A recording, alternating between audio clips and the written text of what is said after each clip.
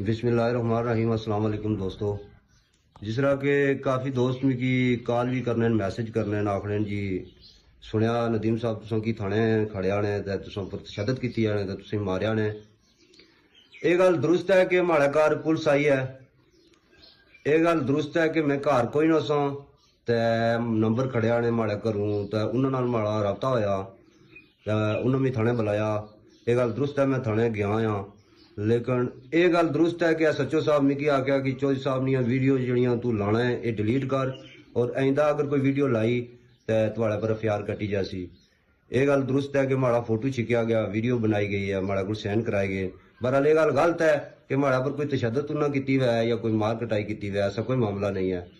तो बाकी काफ़ी माड़े संगी बेली तुम जाने भी आयो कि पहले भी मेरे संगियां दोस्तों किसी दोस्त मिगी धमकी वगैरह भी दी, इस तरह धमकियां भी मिगी अछियां ते माड़ी गुरबत ना मजाक भी बनाया जाना। अल्लाह ताला ना शुक्र है कि मिगी उस सोने रब किसी अगे हाथ फैलाने ना मौका नहीं दिता। अगर हाथ फैलाया तो सोने रब अगे फैलाया। अपनी मेहनत मजदूरी करी तो अपना तो अपने बच्चों ना पेट पालना आया और पालना पिया। बाकी मिगी संगी बेली वाले जी कोई डर खौफ ऐसा कोई मसला नहीं है। मैं सोने रब को डरना होया, सोने रब को डरसा। अफसोस नहीं जिंदगी में गुजारी ना सकना। गल हक नहीं करना आया, गल हक नहीं करसा, हक पर जीसा, हक पर मरसा।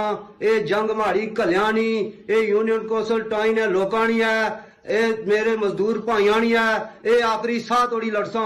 हुरी लाला।